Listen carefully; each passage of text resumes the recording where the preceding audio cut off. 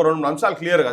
అంటే వ్యూహాత్మకంగా తెలంగాణ చరిత్రను బొందబెట్టేటువంటి ప్రయత్నం రేవంత్ రెడ్డి చేసాడు. ఆయన ఏం చెప్తాడు, మద్రాస్ నుంచి తెలుగు సినిమా హైదరాబాద్కు వచ్చేందుకు చార్మినార్కి ఎట్లయితే 4 మినార్లు ఉంటాయో ఆ 4 మినార్లలో 4 పేర్లు చెప్పిండు. ఒక మినార్ ఎన్టీ రామారావు, ఒక మినార్ నాగేశ్వరరావు, ఒక మినార్ రాఘవేందర్ రావు, ఒక మినార్ కృష్ణ అన్నాడు. పచ్చి అబద్ధం. ఒక బానిస, ఆంధ్ర సినిమాకు బానిస అయినటువంటి ముఖ్యమంత్రి రేవంత్ రెడ్డి జనానికి ఒక రాంగ్ మెసేజ్ ఇస్తున్నాడు. అసలు సినిమా అంటేనే ఆంధ్ర అని చెప్పేటట్టుగా ఇస్తున్నాడు. ఇది చరిత్రలో ఒక ముఖ్యమంత్రి స్థాయిలో మాట్లాడినప్పుడు బ్రాండ్ అయి కూర్చుంటుంది. అదే కరెక్ట్ అయి నిజమైపోతుంటుంది. ఇలా నేనేం చెప్తున్నా అంటే అది వాళ్ళ ఆ 4 కాదు, అది ముఖ్యంగా జరిగింది చెన్నారెడ్డి ముఖ్యమంత్రి ఉన్నప్పుడు. చెన్నారెడ్డి ద్వారా జరిగింది. పైడి జయరాజు ప్రధానమైన పాత్ర పోషించింది దాంట్లో. ఈయన పోయి కూర్చొని ఆడికి పోయి చెన్నైకి పోయి వీళ్ళకి కూర్చోబెట్టి వీళ్ళు రాననే సిచ్యువేషన్ ఉంటే కూడా ఇక్కడికి వచ్చిన తర్వాత వీళ్ళకు భూములు ఇప్పించిండు. ప్రభాకర్ రెడ్డి కూడా చెప్తాను నేను. అయితే భూములు ఇప్పించిండు. ఈయన ప్రభాకర్ రెడ్డి పేరు ఈయనకు మాట్లాడేందుకు దరియదు. ఈయనకు నిన్న మొన్న మనసంటలో మాట్లాడుతుంటే ప్రభాకర్ రెడ్డి పేరు అన్నాడు అంతనే. అయితే వీళ్ళు పోయి అక్కడ కూర్చుంటే సినిమా ఇక్కడికి వచ్చేటందుకు పైడి జయరాజు సర్వం కూర్చొని ముఖ్యమంత్రితో అప్పుడున్న చెన్నారెడ్డి గారితో మాట్లాడి వీళ్ళకు భూములు, ఎన్టీ రామారావుకు నాచారంలో భూములు ఇప్పించిండు, గోల్కొండ చౌరస్తా దగ్గర భూములు ఇప్పించిండు, పద్మాలయాలు, సురేష్ ప్రొడక్షన్లు వీళ్ళందరికీ వీళ్ళకి ఇప్పించినాయి, అన్నపూర్ణ స్టూడియోస్ అంటే ఇక్కడ రామానాయుడు వీళ్ళందరికీ భూములు, ప్రజల భూములు, సినిమాలు వీళ్ళు పెట్టేందుకు సినిమా ఇక్కడ బయటికి తీసుకొస్తాను పెడితే ఇలా మొత్తం అందరు కన్స్ట్రక్షన్ చేసి కొన్ని వేల కోట్ల రూపాయలు, లక్షల కోట్ల రూపాయలు సంపాదించుకుంటా వీళ్ళ ఇక్కడ సినిమా తీసుకొస్తేందుకు వీళ్ళకేమో పారితోషకాలు ఇచ్చిండ్రు. కానీ ప్రభాకర్ రెడ్డి అసంటోళ్ళు 10 ఎకరాలు 12 ఎకరాలు సొంత భూమి ఇచ్చిండు. కార్మికుల గురించి ఎట్లా మరి ఇక్కడ కార్మికులు ఇబ్బంది పడతారు కదా అంటే సొంత భూమి ఇచ్చినటువంటి ప్రభాకర్ రెడ్డి గారి పిల్లర్ కాదు ఇక్కడ ఈయనకు ముఖ్యమంత్రికి తీసుకొచ్చిన చెన్నారెడ్డి పిల్లర్ కాదు, పైడి జయరాజు పిల్లర్లు కాదు, వీళ్ళు కాంతారావు అసంటోళ్ళు పిల్లర్లు కాదు, ఇది మినార్లు కాదు వీళ్ళు. కానీ ఆ 4 మినార్లు అవుతారు.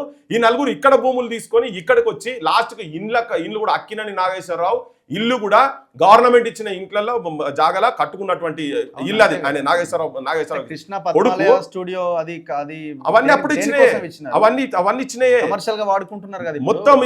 ఇలా కిరాయిలకు రామానాయుడు, అన్నపూర్ణ, పద్మాలయ నేను చెప్పిన పేర్లు అన్ని అలా కమర్షియల్ యూనిట్స్ కాదు వాళ్ళు వాడుకునేది.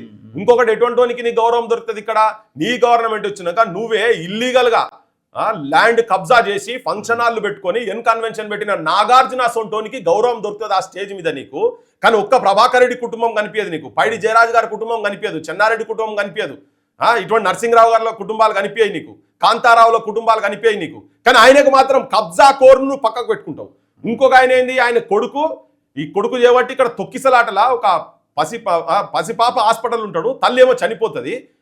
అటువంటి తండ్రిని నీకు ఇక్కడ గెస్ట్ ఏది మొన్న సినిమా వచ్చా కదా పుష్ప సినిమాల అందరు అసెంబ్లీలో ఉండి ఈయన కూడా మాట్లాడి ఎవడైనా ముచ్చటం లేదని చెప్పాలి. ఆయన స్టూడియోలు కడితేనే పోతావు నువ్వు.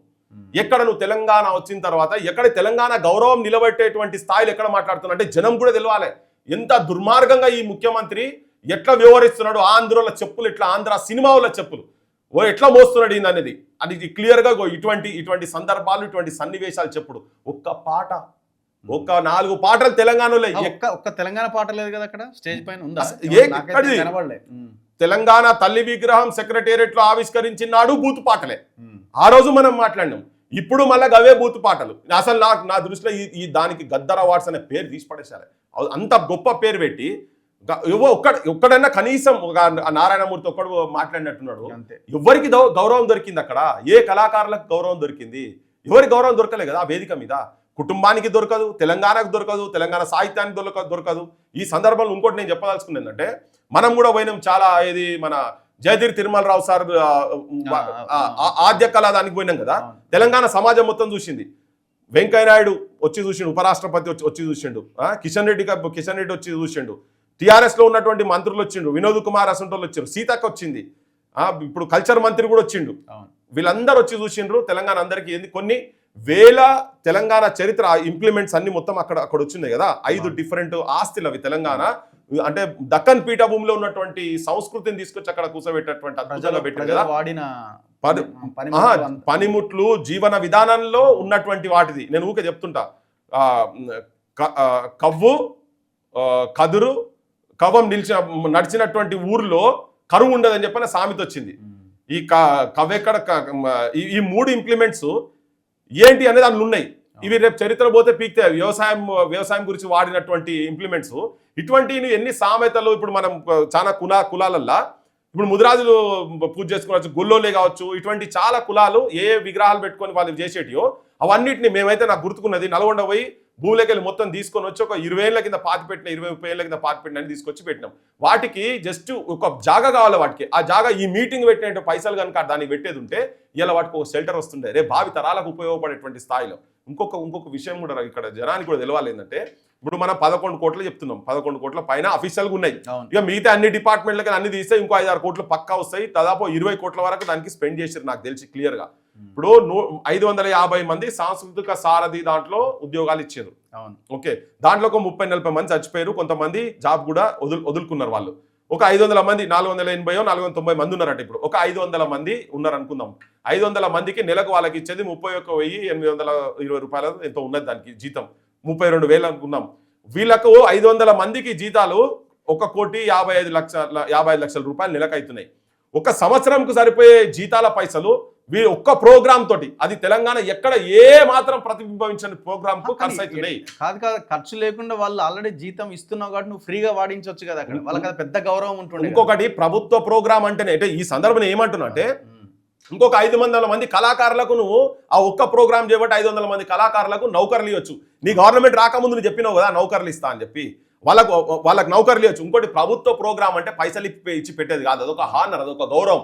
ఒక్కొక్కరికి చిరంజీవికి ఏం తక్కువైంది, నాగార్జునకి ఏం తక్కువైంది, జయసుధకి ఏం తక్కువైంది, ఎవరికేం తక్కువైంది? అసలు నువ్వు పైసలు ఇచ్చుడు ఎక్కడిది? గవర్నమెంట్ ఒక నీకు ఒక ప్రైజ్ ఇస్తుందంటేనో, ఒక నిన్ను హానర్ చేస్తుందంటేనో అదే గొప్ప కదా. ఇప్పుడు ఈ పద్మశ్రీ పద్మభూషణ్ అవార్డులకే ప్రైజ్ మనీ ఉండదు, ఉండదు, చాలా నామినల్ అవార్డుకే దానికి పెద్ద ఇది. నీ ముఖ్యమంత్రి చేతుల మీద తీసుకుంటున్నట్టే గౌరవం. కానీ ఈ ముఖ్యమంత్రి ఎట్లా పాడైందంటే, వాళ్ళతోనే పక్కన ఫోటోలు దిగితే పెద్ద మనిషిని అయితే అనే లెక్కలే ఈయన ఆలోచన. గంత బక్వాస్ ఆలోచనలో ఇటువంటి ముఖ్యమంత్రులు ఇటువంటి వాళ్ళు వచ్చి ఆ వేదికల మీద కూర్చున్నారు. ఆ సినిమాలో పక్కకు నిలబడుకుంటా ఇట్టి అనుకుంటా ఏడ ఫోటోలో నాది వస్తుందా అన్నట్టుగా ఏంది ఇది? ఆ వస్తే కూడా ఎవరు పట్టించుకుంటూ లేడు, అసలు ఈయన పట్టించుకుంటూ లేడు ఎవరు. మంచిగా దర్జాగా కాళ్ళ మీద కాలేసుకొని లేచినోడు కూడా చక్కగా లేస్తలేడు, ఈయన పోతే కూడా. అంటే అంత విలువ లేకుండా ఎందుకు ఉండాలి? అసలు ముఖ్యమంత్రి అంటే నీకు కాదు మాకు అవమానం అనిపిస్తుంది. మన తెలంగాణ రాష్ట్ర ముఖ్యమంత్రిని అవమానం చేస్తున్నాడు మాకు అనిపిస్తుంది. ఈయన సోయి లేకుండా వాళ్ళని బడి తిరుగుతున్నాడు. అందులో ఎట్లుందంటే ఒక షో ఆఫ్ చాలా స్ట్రాంగ్ గా అంటే పర్ఫెక్ట్ గా చేస్తున్నారు. అంటే ఈవెంట్, డ్రెస్సింగ్, ఎట్లా పోవాలి, ఎట్లా నడవాలి, ఎట్లా పైకి స్టేజ్ ఎక్కాలి. ఇప్పుడు మీరు చూడండి, నేను ఆల్మోస్ట్ దాన్ని ఫాలో అయినా. ఎక్కడో ఉన్న అనిల్ కపూర్ చేత ఒక వీడియో చేయించి ఆ వీడియోని అక్కడ ప్లే చేసి, అంటే ఎలివేషన్ అన్నమాట, అక్కడ ప్లే చేసి please welcome to the dais అని అనిల్ కపూర్ చెప్తాడు ఆ వీడియోలో. అప్పుడు రేవంత్ రెడ్డి అంటే అక్కడ ఉన్న యాంకర్లు లైవ్ లో ఉన్న సుమా గానీ, ఆయన ఎవరో ప్రదీప్ గాని చెప్పరు, ఈయన పిలవరు. అనిల్ కపూర్ పిలుస్తాడు ఆయన స్టేజ్ మీదకి, వీడియోలో ప్లే చేస్తారు. ఇంత భావదారిద్ర్యంలో ఉన్నాడు తెలంగాణ ముఖ్యమంత్రి రేవంత్ రెడ్డి గారు, అంత భావదారిద్ర్యంలో ఉన్నాడు. ఆయనే ఇక్కడ 4 కోట్ల జనానికి ఎన్నుకున్నటువంటి ముఖ్యమంత్రి. ఆయన ఆడ కూర్చుంటే ఆయన ఏం ఫీల్ అవుతుందంటే, అనిల్ కపూర్ నన్ను పిలిస్తే నా గౌరవం పెరుగుతుంది అనే స్థాయిలో ఆయన మానసిక స్థితి ఉన్న తర్వాత, ఇంత దౌర్భాగ్యమైనటువంటి ఆలోచనలు ఉన్న తర్వాత ఇంకా ఏం చెప్పుకోవాలి? ఇన్సల్ట్ అనిపిస్తుంది తెలుసా. వాళ్ళందరూ పరాస్కాల మాటలు, ముఖ్యమంత్రి మీరు ఉన్నారు కానీ మీరు ఏమనుకోవద్దు. ఏంది ఇది? ఎక్కడ కథ?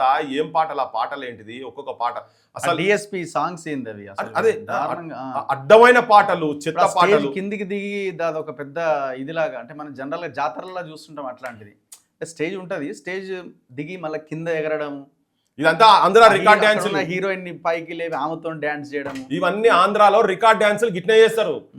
నువ్వు చూడు ఆంధ్ర ఇప్పుడు అదే తేడా. ఇప్పుడు కొంతమంది ఆంధ్రలో కోపం రావచ్చు ఇవన్నీ మాట్లాడుతుంటే, కానీ మాకు ఇవన్నీ కల్చర్ మాది కాదనే కదా మేము తీసుకొచ్చుకున్నది. తెలంగాణలో ఎక్కడ రికార్డ్ డాన్సులు ఉంటాయా?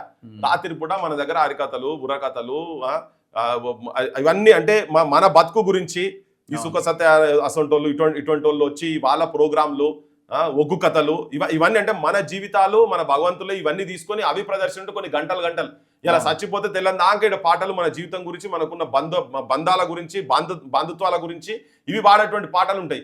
అసలు అది ఏం లేదు, అట్లా ఎక్కడ కూడా ఏం లేకుండా. అంటే ఇప్పుడు ఈ సినిమా గిట్నే ఉంటుంది కావచ్చు అనిపించింది. నేనేమనుకున్నా అంటే, తెలంగాణ వచ్చిన తర్వాత అసలు కంప్లీట్ గా ఈ ముఖ చిత్రమే మారుతుందని. ఎవరు దేంట్లో తక్కువ చెప్పు? మన దాంట్లో మ్యూజిక్ లేరా, పాటలు లేరా, రాష్ట్రాలు లేరా, కథలు రాష్ట్రాలు లేరా? ఇదే ప్రభాకర్ రెడ్డి దాదాపు 24-25 స్టోరీలు రాసిండు కథలు. పండంటి కాపురం చాలా పెద్ద ఉంటాయని, అద్భుతమైన సినిమాలు. ఆయన గురించి అసలు టాక్ లేదు, ఏం లేదు. అటువంటి వాళ్ళని అంటే వీళ్ళందరినీ పక్కకు పడేసి వాళ్ళనే ఆ 4-5 పేర్లనే వాళ్ళ కుటుంబాలకు సంబంధించినటువంటి వాళ్ళే ప్రొజెక్షన్ చేస్తున్నాడు. వాళ్ళనే అసలు తెలంగాణ సినిమా అంటే తెలుగు సినిమా అంటే వాళ్ళే అన్నట్టుగా చూపిస్తున్నాడు. ఇది చాలా దౌర్భాగ్యమైన పరిస్థితి. తెలంగాణ సమాజం కూడా అసలు అర్థం చేసుకోవాల్సిన అవసరం ఉన్నది. ఈ ముఖ్యమంత్రి గతంలో గౌరవం దొరకలేదనే ఇబ్బంది పడ్డాం. తెచ్చుకున్నాక రాష్ట్రం తెచ్చుకున్నాక కూడా ముఖ్యమంత్రి రేవంత్ రెడ్డి రూపంలో తెలంగాణ జనానికి, తెలంగాణ సినిమాకు, తెలంగాణ కవులకు, తెలంగాణ కళాకారులకు, తెలంగాణ రచయితలకు, పాడేటోళ్ళకు, ఆడేటోళ్ళకు అందరికీ మూకుమ్మడిగా అవమానపరుస్తున్నాడు.